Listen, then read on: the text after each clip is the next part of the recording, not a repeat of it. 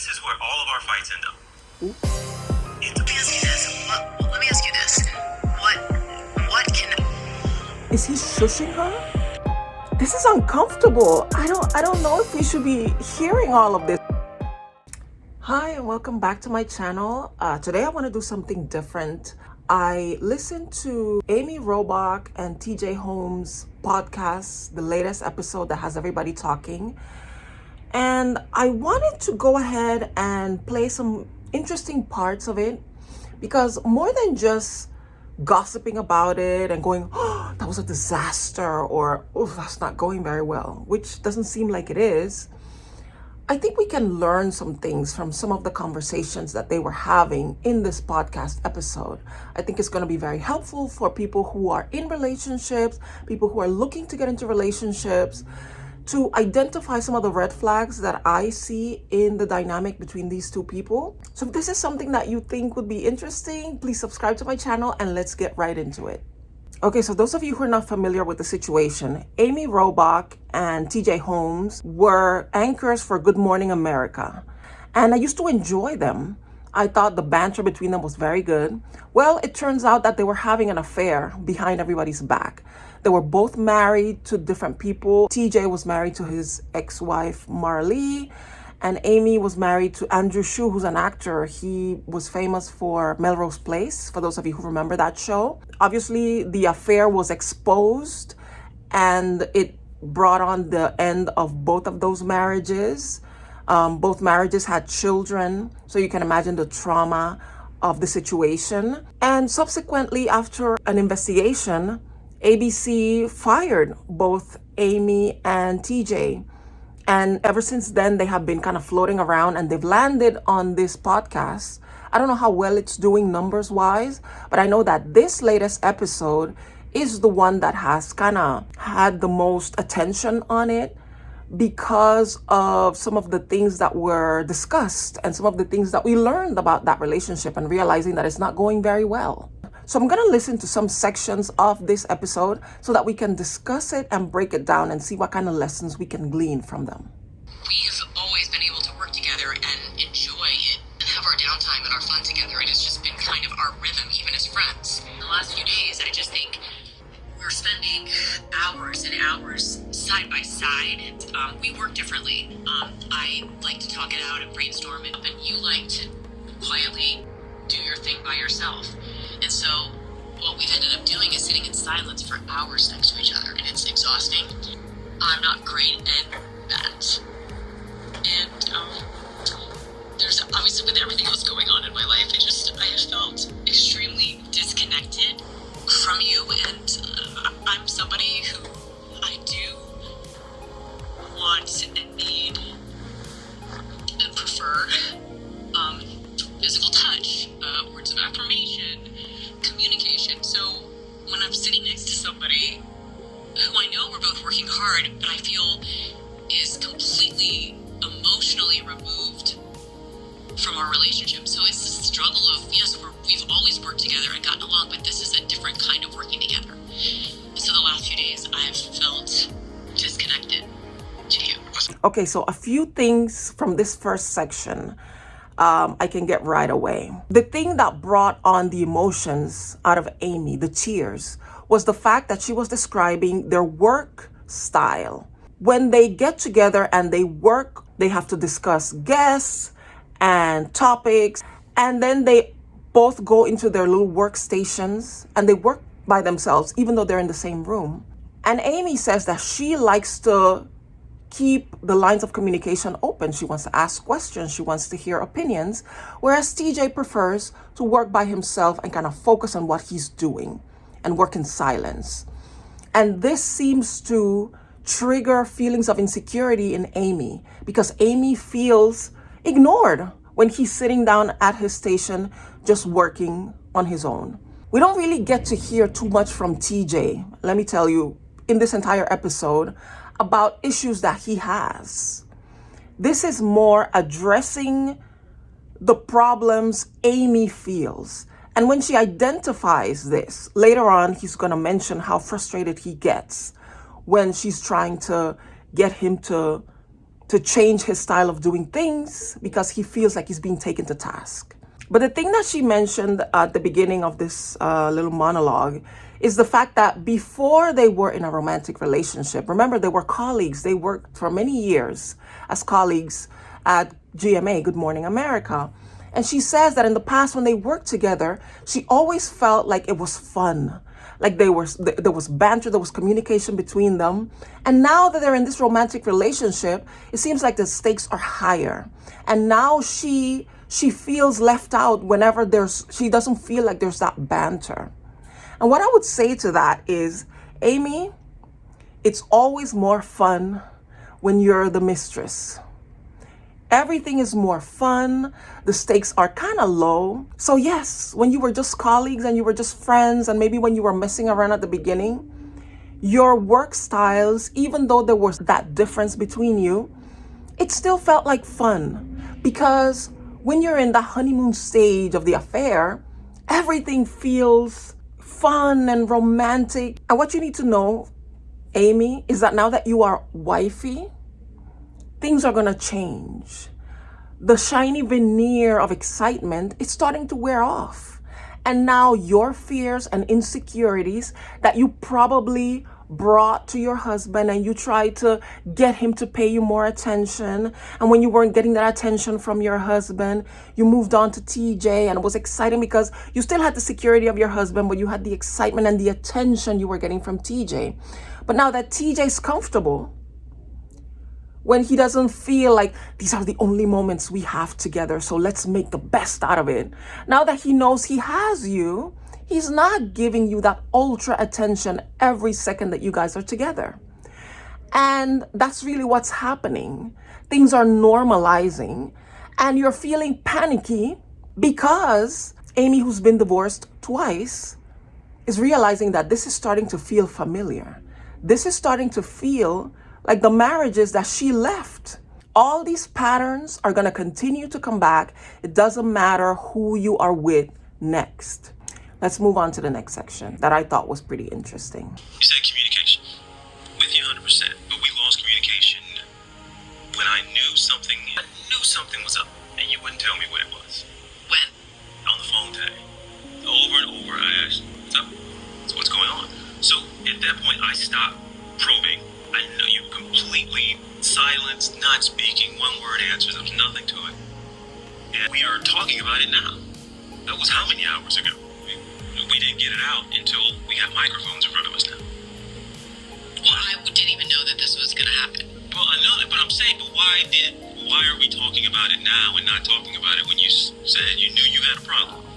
You knew you had an issue and you didn't communicate it to me. Because I was in an emotional state about Ava, and I just felt like there were so many things. Okay, we have to stop this. TJ and Amy apparently have been having tension between them for the last few days, and they've decided to discuss this with the public for whatever reason, to sit down and talk about this. And by what she just said, it's very clear that it was TJ who decided we're going to talk about this on the podcast. And I believe at the very beginning of the podcast, he said that there've been tension between them. Things are not going very well between them right now. And that he told her on the phone, come over, let's talk. And when she got there, he said, let's make an episode of the podcast about this, because maybe we can share this with the public and help somebody who might be going through something similar. I just find that to be kind of disturbing that TJ would make the decision. I'm sure he asked for her permission. He didn't force her to do this, but that he would make the decision, we're going to discuss this publicly. As we're trying to figure this out, we're going to have the mic and we're going to connect it and we're going to monetize the situation. I don't know how healthy that is, because I understand why TJ wants to do this. He's a businessman. He's a very smart businessman. He's saying, we need this podcast to pop off. And you know what? It's working, because I got my attention. And now I think I'm going to be following up and listening to their podcast in the future to follow up and see how things are going. But it was a very smart business move for him to say, let's discuss this on the microphone, so that we can put that out there and it can generate a lot of conversation and it can bring a lot of ears into our podcast that is kind of struggling. It's their only source of income. They were fired by ABC. And that was a significant loss of income for both of them. And so I understand that. But at the same time, is it healthy though? It's sensational. It brings in money. But is it healthy for their relationship? I think it's very okay to share your struggles. If you have a podcast that it's about relationships, you can share your struggles with other people so that people can learn, which is what we're doing right now, at least I hope. We can learn from them.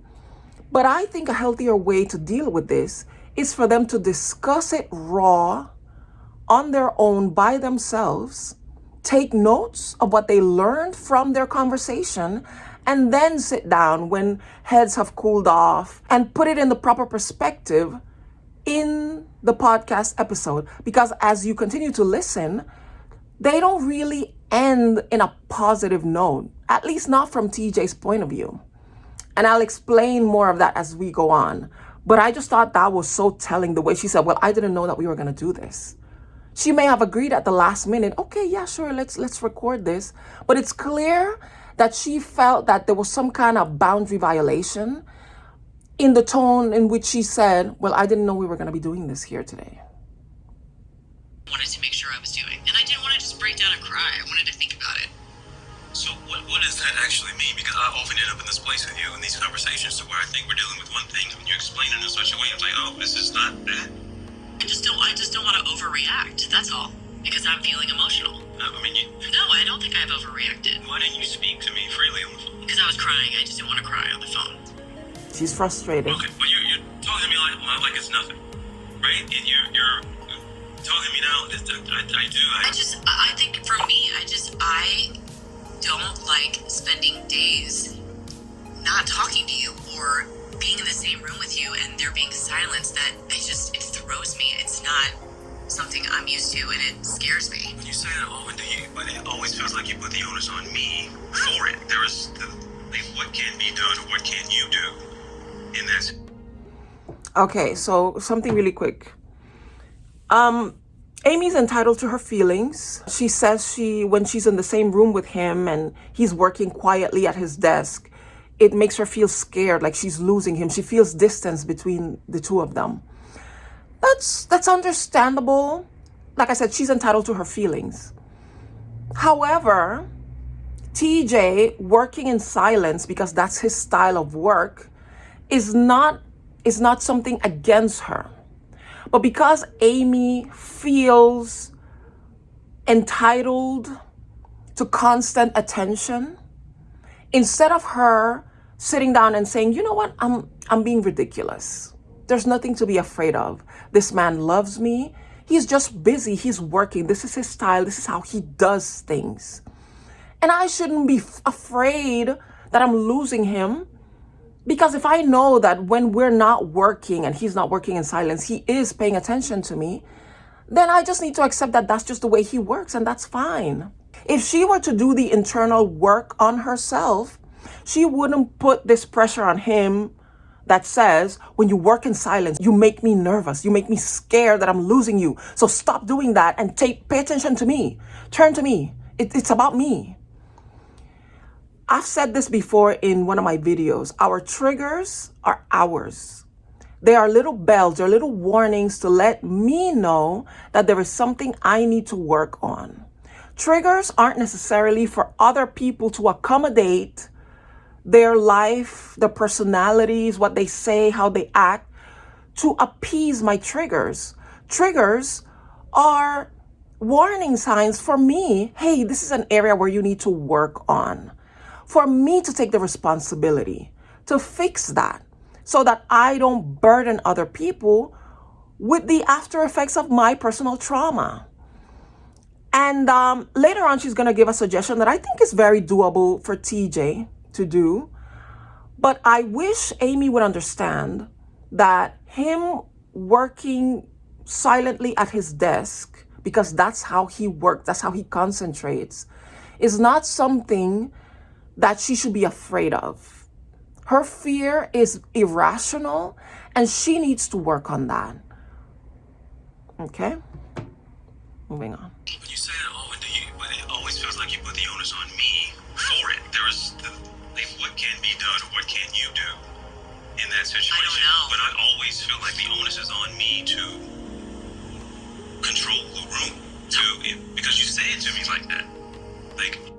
And in this case, we see his reaction. He feels like she's saying, it's your responsibility to make me feel good. You have to fix this. You are the problem here. You working at your desk quietly is the problem in our relationship. And for us to get past this, you need to work on that. And it's unfair. It's unfair to him. At the same time, I wish he would open up his heart a little bit more and ask her, why does it scare you when I'm working by myself? What does it bring up? What kind of feelings does that bring up in you? And can we explore that? Where's that coming from? Is it from childhood? Is it from past relationships? Let's see why does this hurt you? Because in that dialogue, maybe they can come together to the solution, which is you need to work on whatever trauma is bringing up this fear in you of losing me when you see me working at my desk. And then maybe there's things that I can do to reassure you when I'm working. They can come to some kind of compromise, but they both have to meet in the middle. And it seems like she's in her corner saying, you're making me uncomfortable. Fix it, fix it, fix it. And he's saying, why is it only my fault? Why is it only me? You need to, what's your part in this? And they're not meeting in the middle. You didn't say anything. You were on your phone, and it often comes off as not like we are in a place, but this thing is happening, TJ, and I don't know what to do with you. Let me ask you this. So I'm desperate to talk to you, to, I don't know, collaborate. If you can explain to me why you like to, I don't want to say shut down, but put an emotional wall up or not really be into talking. I feel like I annoy you when I feel like you kind of shut down. It's not the TJ that I know. You're in kind of like hyper focus mode, which I get, but when it is an extended period of time or multiple days, I start to feel nervous. Okay, so now she's bringing up something else. She's bringing up the fact that this is not something that he only does when he's seated at his desk. It seems like he has a tendency to shut down or shut away at different periods of time. Now that is concerning. This is more than just, this is how I work. I need to concentrate. And I was kind of identifying with that because that's how I work. When I start working on a project, the only way it's going to get done is if I sit down and I hyper focus from beginning to end. If I start taking breaks, it's going to throw me off. It's going to turn into me wasting time and getting distracted and doing other things. And the thing is not going to get done. And so I kind of understand if that was the issue, if it's just TJ sitting down at his desk and working quietly, I identify with that. But what she's describing here is something completely different. She's saying that he shuts down for days at a time. And if I'm not mistaken, there was an episode, a previous episode, where apparently, because I heard it in one of the blogs, apparently he said that he tends to shut down when things get difficult. And I was like, oh, red flag. Red flag. That is terrible. But this is going to come up later on in this conversation as well. And then I feel like I'm annoying him. Nervous about what? How you're feeling about us and me. Is that always on the table? Like everything that comes up, is it always that? Because that's like nuclear. Like how I'm feeling about you. Yeah. Okay, so this is another thing. Because she's feeling nervous about his perceived shutting her out, it sounds like he's getting overwhelmed by her need to always have him there paying attention to her. Almost like her need of his constant attention on her is making him want to flee from her. This is a dynamic that, just from observation, I believe that a lot of couples are in this seesaw of one person is chasing the other person constantly. I need your attention. I need you. I need you. I need you. And the other person feeling overwhelmed by this demand for attention. And his response or her response is to run from that. And that is going to be something that some couples, they just don't make it through. And others just live with that tension forever. And either way, it's sad, and it's something that needs to be worked on. But babe, you tell me the things you ask me to do. You want me to, when I'm emotionally a certain way, would like for me to do this, would like for me to do that, you'd like me to communicate, you'd like me to be open. I don't know how to be what you want me to be when I'm struggling. And this is what I've always had a difficult time with, is that I end up being put in a position to where today, whatever's going on with me, triggers something in you. I'm gonna play that again, what he was saying, that this is a pattern with him. And it sounds like he's saying it, that it's something that has plagued them in previous relationships. Let's go back a little bit.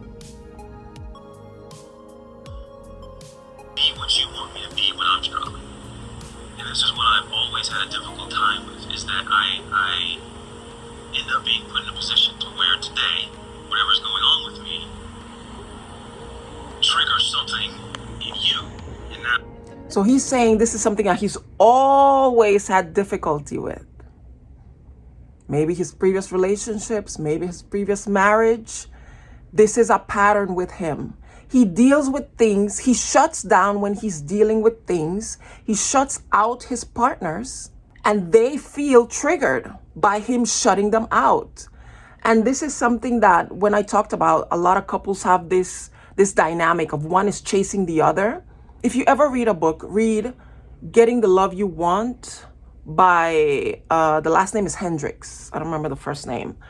But it's such a great relationship book. And it basically says that we choose a partner that reminds us of the person who traumatized us the most in life. It's usually a parent.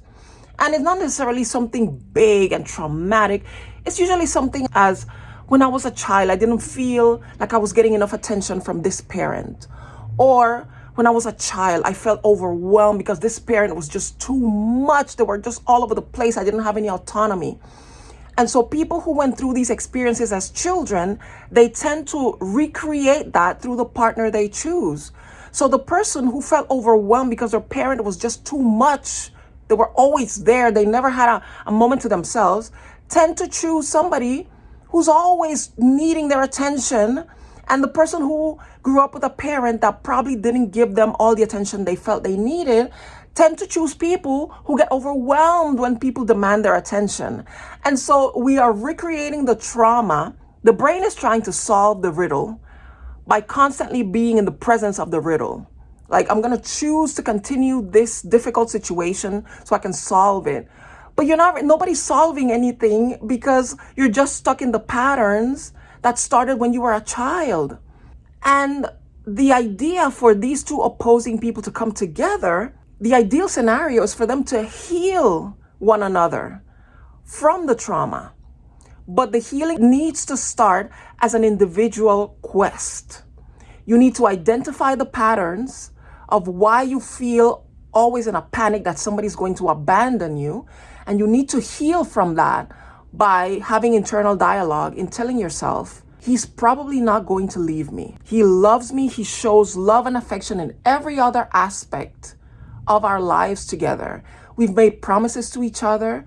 We've always been there for each other. This fear that when I don't feel he's constantly paying attention to me is irrational. And I cannot allow this fear to control my behavior to the point where I am so needy that I end up pushing him away from me, and in that way creating a self-fulfilling prophecy, creating the very thing that I fear the most. It sounds a lot easier. It's a lot easier said than done, but I think it's the most important work that we have to do here on earth. Identify our traumas and work to heal them. Because in doing that, we elevate ourselves to the next level. And we should also help our partners to also elevate, to identify the problems, the things that are putting us in these patterns of behavior that are destructive to us first and foremost, and to the people around us. We need to come out of these patterns so that we can, help each other also come out of their patterns. And that's the only way the world gets better. I understand what you're saying, and I can absolutely try to be better. But it's hard, and you know how hard And so he's saying, I know shutting down hurts you, but it's hard for me not to shut down because that's his coping mechanism. It's a destructive coping mechanism. And it seems that he's not willing to budge. He wants her to understand, I don't want to not shut down. I need to shut down, and you need to understand that because you know me better than anybody. No, no, no. Just made a commitment. Let me just say this, because yes, both of us, I'm not saying that I don't require or want things from you. Of course I do. So yes, do I every now and then want a smile or hey babe, or and I love you? Yes, I do. I do want that. And that's doable. She's saying, okay, if you need to step away and deal with whatever it is you're dealing with on your own, or you need to sit at your desk and completely ignore me, all I'm asking is that every once in a while you turn to me and you smile and you say, hey, I love you. What's going on over there? Are you okay? Just a little checking in. That's all she's asking for, which I think is doable. However, it doesn't absolve her from the work that she needs to do to not panic every time he's not paying attention to her. Okay, I think we're going back to the same thing. It's on me. We're going back to the same Is it thing. that? But the thing is, if it's a hardship for you every now and then, when we're in the middle of a intense stretch, to just show a little affection, that's tough for me. Or and then say the same thing about me as well. But I'm just saying, I don't think it's wrong to want that or to ask that of the person you love. But It's fair. She's being fair. She's saying, I'm not asking you for much. All I want is for you to give me these little reassurances. And instead of him saying, you know what, I can do that. It's going to be hard because shutting down is shutting down, is cutting yourself off from the outside world, any kind of communication. So to step outside of that is very difficult. And I tend to have those tendencies too. So I understand. But a little hello every once in a while, maybe every hour on the hour, something like that, is not impossible. It's difficult, but it's not impossible if you love the other person. And instead of TJ looking at it from that point of view, he's going back to being defensive. But I mean, it's like I'm the bad guy again. You're saying that I'm the bad guy, and she's saying it's not bad for me to want you to tell me that you love me every once in a while. You're not being accused of being a bad person. I just need a little bit more from you. And I think to make this more equitable between them, so he doesn't feel like he's being attacked, like he's being told you're a bad person. And this is maybe something that comes from his childhood. Maybe he was always scolded by his parents. You're not doing enough. You're making me uncomfortable by what you're doing. Stop it. And that's bringing that up in him. So what she could probably do to kind of soften that is to say, babe, I admire your work ethic. I think the way you are so intense when you go into your moments when you need to focus on what you're doing, I think that's wonderful. I'm so proud of you, of the work you do. I admire you as a businessman, as an anchor, as a reporter, as a journalist. There's so much about you that I admire. And your intensity and focus on your work is part of that. And I think that's wonderful. All I'm asking is that you modify it a little bit and just give me a little taste of your love every once in a while so that I don't feel so nervous. And I also promise to do my part, to work on myself so that I don't get so nervous when you're just working, which is what you do so well. I think that would help. But they're both still in their individual corners, being defensive and just trying to get what they want from the other person without wanting to give an inch. And that's not okay. That's not healthy. Back a little bit.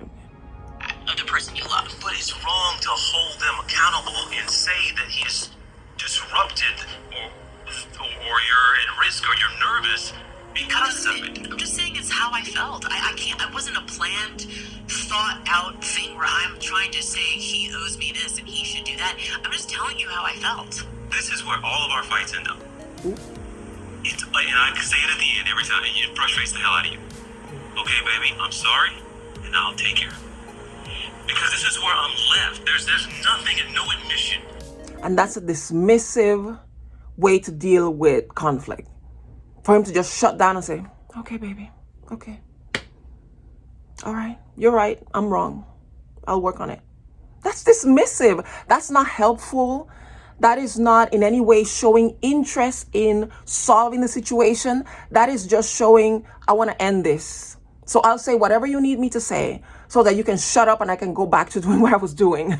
And she doesn't want that either. Guys, we don't want to hear that.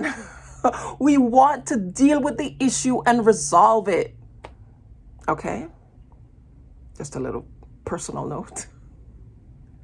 Okay, go back a little bit. And every time it frustrates the hell out of you. Okay, baby, I'm sorry, and I'll take care of it. Because this is where I'm left. There's nothing and no admission you are making of you being responsible for any of that taking place. I have a hard time with when you say that somehow I think that you have to take care of everything, that you have to make it right, that the onus is on you. I just don't think that's fair. So I apologize for that.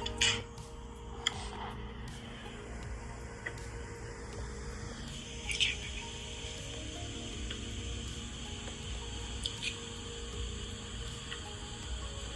I'm sorry. That's all that needs to be said.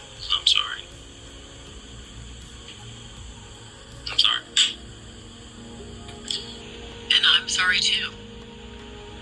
For what?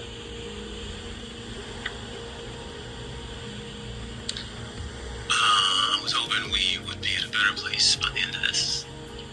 Why aren't we? Because I am incredibly frustrated by the conversation. And it's a continuation of many of our conversations. Oftentimes, sometimes it takes time and reflection and some separation. Oh, We're able to suppose. speak differently, but Wow. I do. Well, let me ask you this. Let me ask you this. What can... Is he shushing her?